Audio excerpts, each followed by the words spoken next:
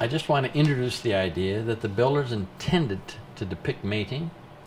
They also had to hold in their imaginations the temporal relationship between the act of mating and the emergence of the product, a bear cub. Since bears produce cubs as a consequence of their sex act, and not, say, squirrels by some magical act, then the builders must have intended to show the relationship between the mating act and the birth of the offspring. And the reason I've put this little humor in here about a magical growth of squirrels is that in the time of magic, anything could turn into anything else. But by the time your culture is understanding the way the world works, mating leads to offspring. Now, it took European culture centuries to understand that this intercourse, among hundreds of intercourse, is the reason why somebody got pregnant. And that wasn't understood even through the Egyptian times. They didn't equate the sex act with pregnancy. So here's the essential point. This shows they've evolved from magical transformations, where a raccoon can change into a catfish, to intentional transformations found in the real world, and now described in the patterns of the effigy mounds. With the construction of the later effigy mounds, they moved from magic to symbols. So, mating and birth. It's my contention that they intended to bracket the group of the older conical mounds with the dynamic meaning of mating and birth as a new symbol. It was a symbol of new life. The cub is that symbol. The cub represents a new generation and the renewal of the life of the bear clan. Then, by extension, all the life at that site is renewed. Ritual ceremonies were conducted annually in order to rebalance the world of the living with the souls of the deceased.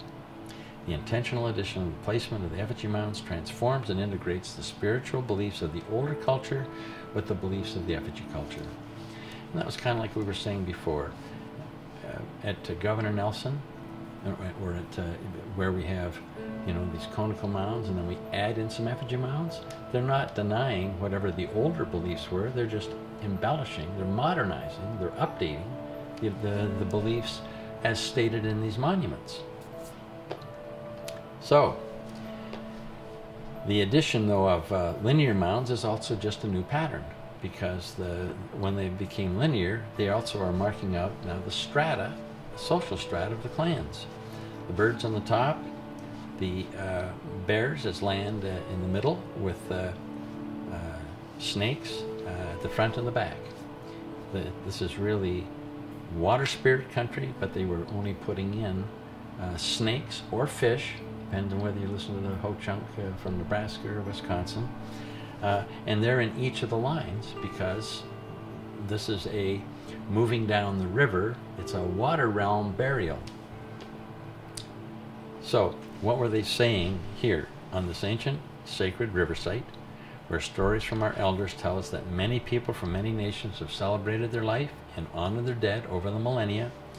We also wish to honor them by identifying the three domains, air, earth, and water of our clans, of our people. We do this in order to renew the world of the living with the souls of the dead, by showing how the birth of a bear cub can symbolize the rebirth of our people and the souls of the dead. It's like it's just a way that they had of adding in a new theology, or stating their theology. Okay. So what's important here is to follow Radin's description of the origin of the clan system. So I want to do a little shift and understand, how did the clans come about? This is taken straight from Radin. I have no other authority that makes this description. But there are origin myths, and out of the origin myths arise spirits. And the spirits entered into animals. So we have animal spirits that then could transform into different animals or into humans. And the animals and the humans could then, by magic, transfer back and forth. They could change one into the other and back. And this is called the old culture. It's from a heroic age, and it's described in the folklore stories. The original animals had the power of transformation. Then, a new age came about, led by the shaman, which was called the interpretive era, and the animals lost the power of transformation. But the shaman maintained the gift of transformation. And so we went from humans to the start of social groups with a key person, the shaman. Now, for many people, this is hard to understand. What I want to say is that the old culture had seers and prophets and people that saw more than other people, but they had difficulty crystallizing out their visions to empower other people. That is, magic was still too present, and therefore they could not hold ideas so that they could show how the transformations actually occurred in reality, or in their reality. And in the later tribal culture, the shaman winds up being able not only to have the vision, but to describe the vision, interpret the vision, and apply the vision. And this then becomes a whole new era, and it has a lot to do with the emergence of symbols. It's that kernel of corn that you can envision turning into a cob of corn, and the abundance that comes from one kernel becoming many kernels. That process becomes part of what the shaman interpretation was. So, we're going to spend a little time getting a better understanding of the difference between the heroic age, folklore, and the shamanic age, and interpretation. Animals have magical powers to transform. If they lose it, only the shaman winds up with that gift, and humans join into social groups. We are not yet clan-oriented. By the way, there's a good description of shamanic transformation described by the Jesuits at a walk-in ceremony in 1849 at St. Paul, where they actually witnessed shaman candidates shape-shifting or transmorgifying into their clan animal and back. And they talked with them, and they said, what happened? And they said they were by transmigration of souls. This is the best that the Jesuits could do. They became that animal spirit for that period of time, and then they came back to themselves, but now they had the animal spirit's gifts. So this is from Pete, and is a good reference for what was going on there. Well, anyway, now we're back with animals, and they have species-specific attributes. A bear is a big animal, etc. Fauna wind up having attributes, and the social groups, and I've just underlined that. The social groups believed in spirits, went to animal spirits. The clans got identified with the animal spirits, and then they became actual clan people. So they went from spirits to animal spirits to clan animals to clan people. That would be the progression. I don't want to belabor this, but now we've gone from social groups to clans, and the boundaries of the clans are firm, and they have those roles that later are clarified. So, the animals are engraved as symbols. They're on pottery and blankets and moccasins and shields. The clan animal took on some attributes. For instance, the thunderbirds with thunder and lightning, bears with honey and raisins, and soldiering. So it's my contention that some seasonal and species-specific habits of the clan animals penetrated into the effigy mound symbolism. Why? And I'm saying this because in my discussions with some of the Ho-Chunk, they have said that it is not correct to take attributes of the clan animal's life, like I've done about mating and birth, and apply it to the people, to the clan itself. So I'm going to go a little farther into Radin, and I'm going to say with him that the animals and the clans they evolved two functions. There was a religious, mythical function, and there was a social, political function. Radin spells this out. I think the religious, mythical function can be applied to the mounds, but that the social, political, that is, how they govern themselves, their internal workings, the lodge system, that can't be applied. And therefore, I think that when the Ho-Chunk say the attributes of the clan animal and other animals should not be used to interpret effigy mounds patterns, it's my contention they mean the socio-political. This would be offensive to them, but how the animals themselves and their habits, and whether a bear is a soldier or not, or likes honey, I think this is open. And therefore I'm separating that out, and I'm declaring I'm trying to be sensitive to the ho-chunk, and I'm yet trying to just do what looks like common sense for me. And therefore you can have peace on earth with goodwill towards crows. Okay, this is part 2 of Effigy Mounds New Perspectives. And we're going to talk about alignments, calendars, and then I'm going to take 2 complex sites and give you my interpretations. And finally I'm going to talk about sacred geometry. So, alignments, calendars, and metaphors. First of all, alignments are not GPS determined. You can't sit in the lab and draw lines and expect you're going to get the alignment for a place. You have to go to the place, because the topography can change where the sun rises depending on a hill or a valley or the forest. And therefore some people who felt that there are no alignments or very few alignments may be using science in an inappropriate way. This really has to be field tested. So, what are alignments? Well, of course, this is the earth, and we're neither hunters or gatherers, we're accountants. So to get alignments, you had to have counting. You had to be able to retain some positions. After all, we're looking at an annual cycle, a yearly cycle.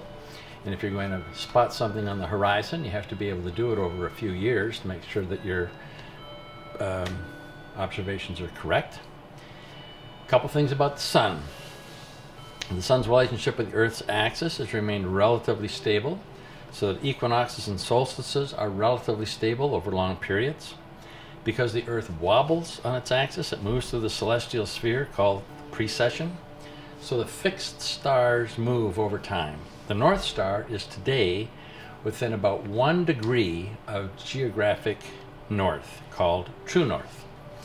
But at the time the mounds were constructed, it was about 7 degrees short of geographic or true north. Geographic north is 90 degrees to the equator.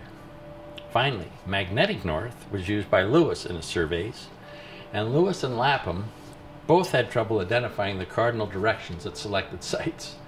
So with all due respect to their strengths, periodically they got the line to the north off.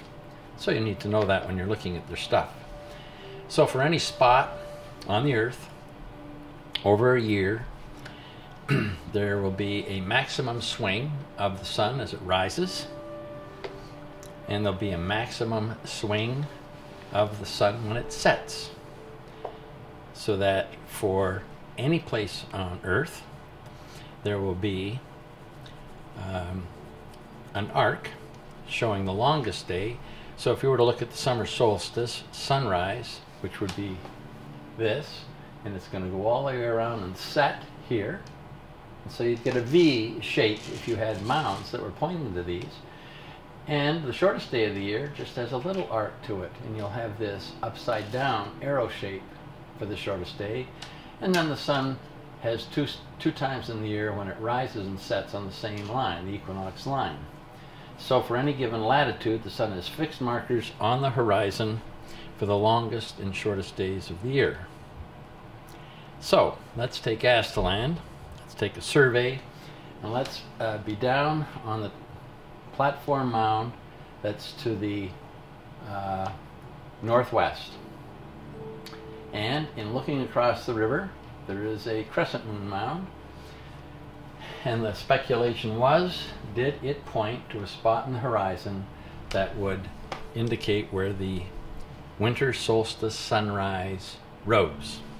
So we went out into the field, and we placed a light on the middle of that crescent moon, and we shone that light back at the platform mound, and we waited for the sun to rise. And while I have a whole series of slides, the bottom line is, and you can just see it, the sun rose right on the top part of the hill, right over the little dot there. And therefore that would be one way to spot or to confirm a solstice sunrise. In this case, it's the winter solstice sunrise.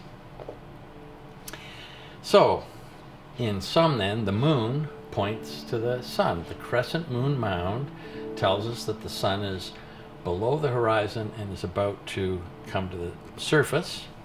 At Mendota, we have a turtle pointing to a maximum swing of the moon that tells us that the sun is still shining below the surface of the earth because it reflects the sun's light.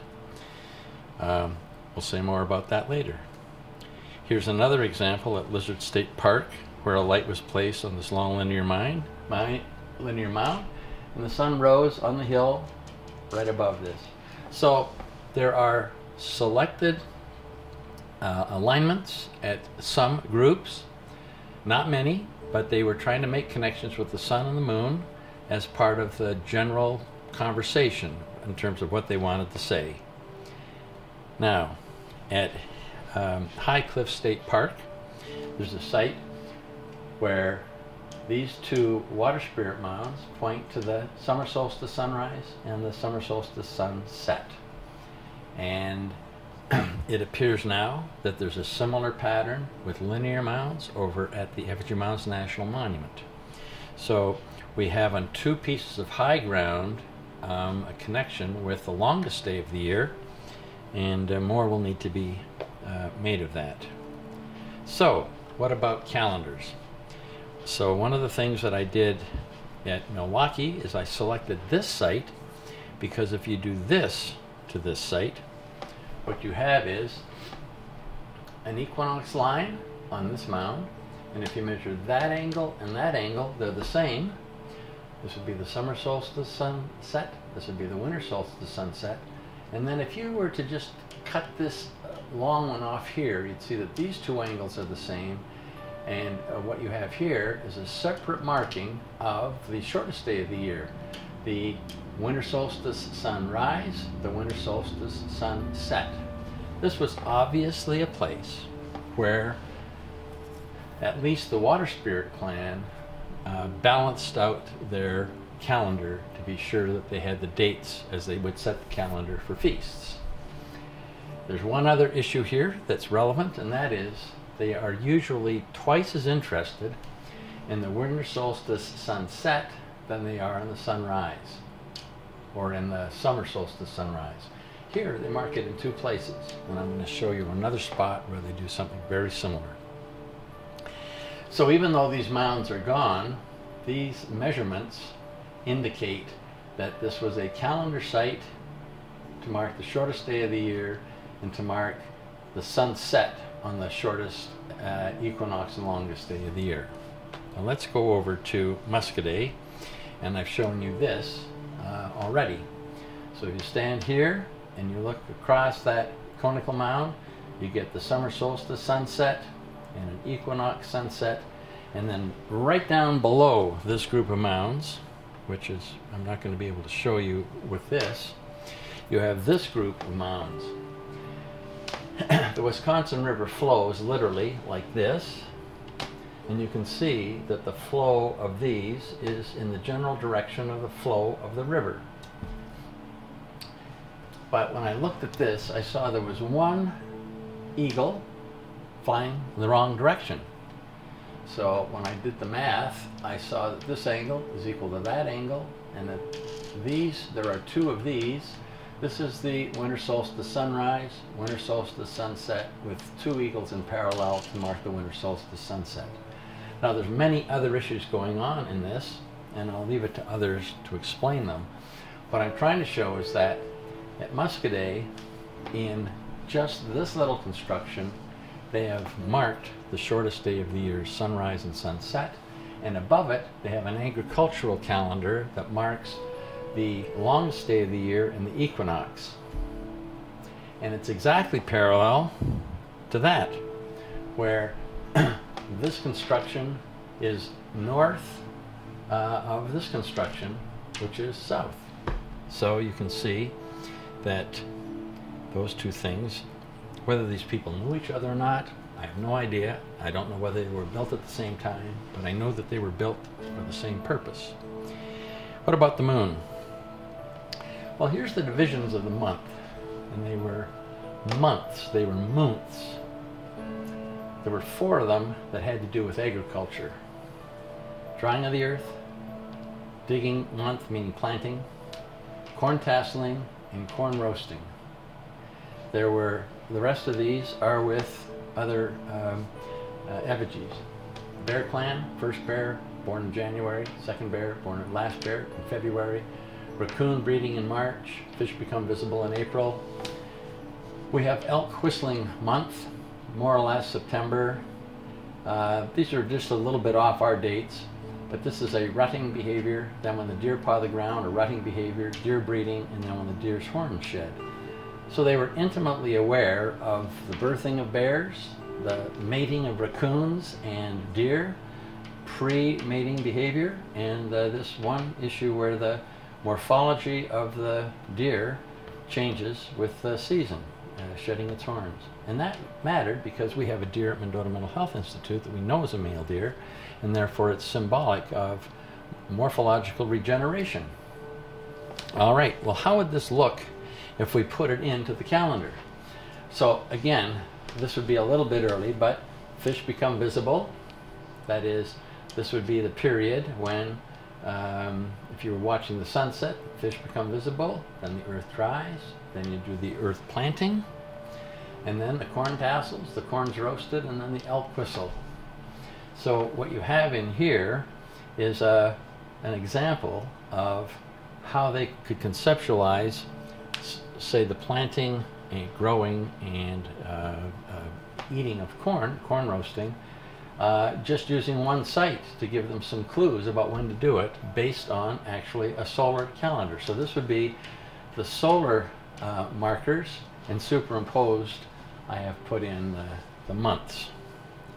So as an agricultural calendar, so we're now obviously farther along, this would be the new culture, they're able to mark those dates.